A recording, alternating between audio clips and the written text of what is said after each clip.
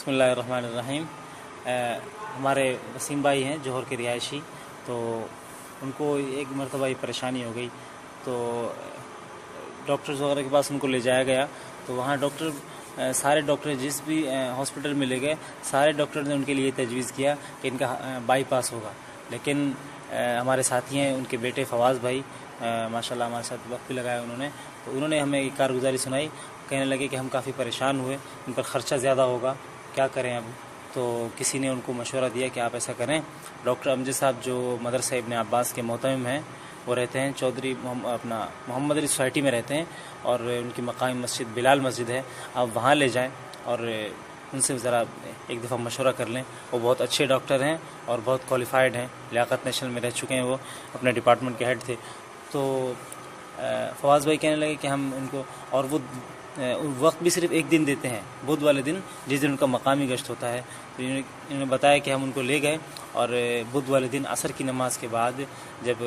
گشت وغیرہ ہونے لگا تو اس وقت انہوں نے صرف 10 سے 15 منٹ ہمیں دیے، اور اسی وقت میں ہم نے ان کو سارا مسئلہ بتایا، ان سے مشورہ کیا، اور ان سے کہا کہ بھئی سارے ڈاکٹرز ہمیں کہہ رہے ہیں کہ ان کا بائی پاس کراؤ، تو اب ہم کافی پریشان ہیں، کیا کریں؟ تو ڈاکٹر صاحب نے بالکل منع کر دیا، حالانکہ کسی ڈاکٹر نے منع نہیں کیا تھا کہ ان کا بائی پاس نہیں کراؤ، سب کہہ رہے تھے کہ بائی پاس کراؤ، لیکن ڈاکٹر صاحب نے کہا کہ نہیں، بالکل بائی پاس نہیں کرانا ہے، اور انہوں نے ان کے لیے علاج تجویز کیا، کہا کہ ان کی ساری غذائیں جو ہیں اور ساری دوائیاں، ساری غذائیں فی الحال جو ان کی بند کر دیں، اور اس کے ساتھ ساتھ ان کے لیے کچھ علاج تجویز کیا کہ صبح جو ہے تقریباً 1 گھنٹہ پیدل چلنا ہے، اور اس کے ساتھ ساتھ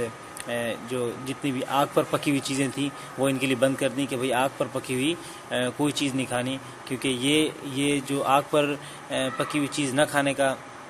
جو مسئلہ ہے، یہ بھی ایک حدیث سے نکالا ہے۔ حضرت عائشہ صدیقہ رضی اللہ عنہ فرماتی ہیں کہ ہم لوگ ایک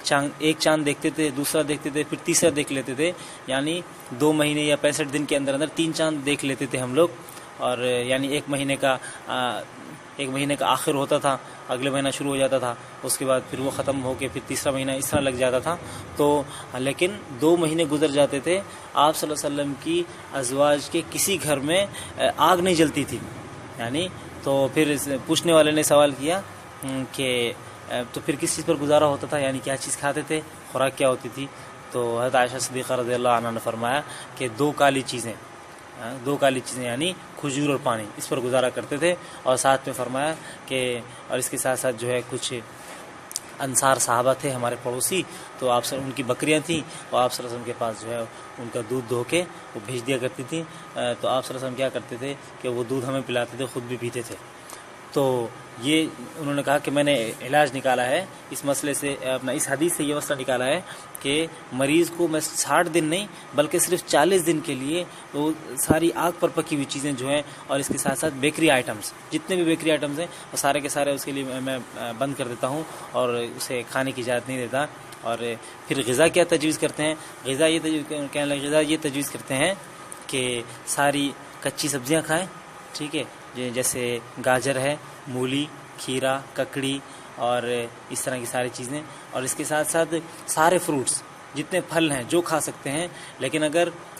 مریض یعنی پیشنٹ ایسا ہے کہ اسے موٹاپا ہے، تو موٹاپے والے مریض کے لیے 4 فروٹس جو ہے وہ منع کرتے ہیں، ان کی اور یہ 4 فروٹس وہ ہیں جو موٹاپے کو بڑھاتے ہیں، ان میں ایک کیلا ہے، کھجور ہے، اور اس طرح انگور اور آم۔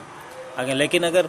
پیشنٹ جو ہے وہ پہلے سے دبلا پتلا ہے تو وہ یہ 4 پھل بھی استعمال کر سکتا ہے، اور اس کے ساتھ ساتھ اگر وہ کہنے لگے کہ اگر دودھ پینا چاہے مریض تو 1 کپ دودھ میں 1 کپ پانی ڈالنا ہے، خالص دودھ نہیں پینا، 1 کپ دودھ میں 1 کپ پانی ڈالنا ہے، اور اگر چاہیں تو اس کے اندر جو ہے وہ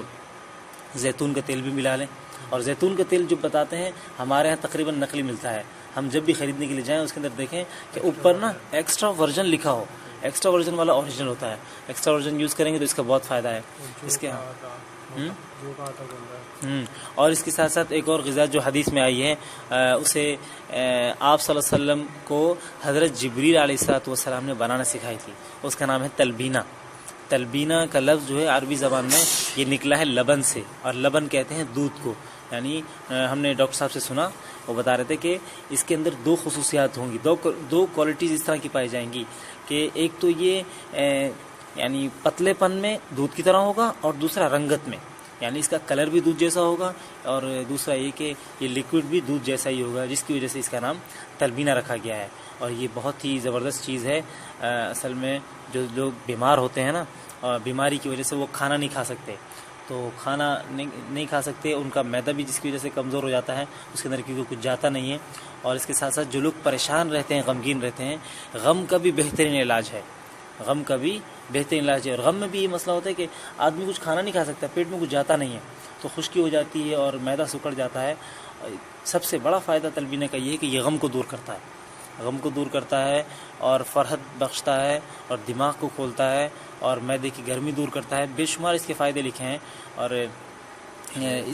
یہ بنتا بھی بڑا آسان ہے، یعنی کہ اتنا کوئی مہنگی چیز نہیں ہے، اور اتنی آسان چیزیں ہیں۔ انگریڈینٹس جتنے بھی ہیں اس کے اجزاء ترکیبی بہت سستے ہیں اور آسان ہیں، ہر گھر میں تقریباً پائے جاتے ہیں۔ اس کو بنانے کا طریقہ یہ ہے کہ ایک پتیلی میں 1 لیٹر دودھ ڈال دیں، 1 لیٹر پانی ڈال دیں، ایک پتیلی میں 1 لیٹر پانی ڈال کے، اور اس کے اندر ایسا کریں کہ ایک جو ٹیبل اسپون ہوتا ہے، 1 ٹیبل اسپون جو کے آٹے کا، آٹا ہے تو اچھی بات ہے، لیکن اگر دانے ہیں تو دانے کیونکہ وہ گھلیں گے نہیں، وہ اس کے اندر مکس نہیں ہوں گے، تو دانوں کو تقریباً ایک آدھ گھنٹہ پہلے ہی بھگو کر رکھنا پڑے گا تاکہ وہ نرم ہو جائیں، اور پھر جب ہم اسے دیگچی میں ڈالیں گے آگ پر پکانے کے لیے تو وہ پھر اس کے اندر حل ہو جائیں گے، گھل جائیں گے۔ لیکن اگر آٹا استعمال کر رہے ہیں تو یہ زیادہ اچھا ہے۔ تو 1 چمچ وہ آٹے کا اس کے اندر بھر کے ڈال دینا ہے، اور اس کو تھوڑا مکس کرنا ہے۔ اس کے ساتھ ساتھ اس کے اندر میٹھا کرنے کے لیے اگر شہد ڈالیں گے تو بہت زیادہ فائدہ ہوگا، یعنی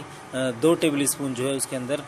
شہد ڈال دیں، اور شہد نہیں ہے تو گڑ ڈال سکتے ہیں۔ اس کے علاوہ جو براؤن شوگر ہوتا ہے وہ بھی ڈال سکتے ہیں، ٹھیک ہے۔ اور جو چینی آتی ہے ہمارے یہاں، جو شوگر آرٹیفیشل، وہ سب سے آخری درجے میں ہے۔ اگر کوئی چیز میسر نہ ہو تو صرف وہی چیز ڈال دیں، یعنی چینی، تاکہ اس کا ٹیسٹ اچھا ہو جائے اور اسے پیا جا سکے۔ اور اس کے ساتھ ساتھ جو اسے پکانا ہے، پکاتے پکاتے تقریباً ایسے سمجھیں کہ جب وہ مکس ہو جائے سارا، تو آخر میں اس کے اندر 1 کپ صرف 1 پیالی اس کے اندر دودھ کی ڈالنی ہے، اور پھر اسے 5 منٹ مزید پکانا ہے اور اتار لینا ہے۔ اور اس کو یہ کوشش کرنی کہ گاڑھا نہ ہو، پتلا ہوگا اور دودھ بھی اس کا ویسا ہوگا۔ یہ بہت زبردست چیز ہے اور بہت اچھی ہے۔ یہ ہم یعنی کہ جوان لوگ بھی پی سکتے ہیں، اور ہماری گھر کی مستورات، بچے، بوڑھے اور مریض، ہر قسم کے لوگ پی سکتے ہیں، چاہے اسے کوئی مرض ہو یا نہ ہو، ایسی اچھی دوا ہے۔ اور اس کے ساتھ ساتھ جو ہے وہ غذا میں نے بتا دی ہے کہ سبزیاں، پھل، اور اس کے علاوہ جو ہے انہوں نے بتایا کہ مریض کو جو وہ تجویز کرتے ہیں روزانہ صبح 1 گھنٹہ پیدل چلنے کا۔ اگر پیدل نہیں چل سکتے تو وہ جو ایکسرسائز سائیکل آتی ہے نا، کم از کم وہ 1 آدھ گھنٹہ چلائیں، ٹھیک ہے۔ اور پیدل چلیں گے تو زیادہ فائدہ ہوگا۔ تو پیدل چلنے سے بعض اوقات ایسا ہوتا ہے کہ کسی کو چکر آنے لگے، تو اس کے لیے بھی کہا ہے کہ بھائی 1 کپ دودھ وغیرہ میں نا 2 دیسی گھی کے چمچ، دیسی گھی بہت زبردست چیز ہے اور بہت طاقت والی چیز ہے، قیمتی چیز ہے بہت، تو وہ 2 چمچ اس کی ڈال کے اگر وہ استعمال کر لیں تو انشاءاللہ چکر جو ہے وہ نہیں آئیں گے۔ جزاکم اللہ خیر، بارک اللہ۔ بسم اللہ الرحمن الرحیم۔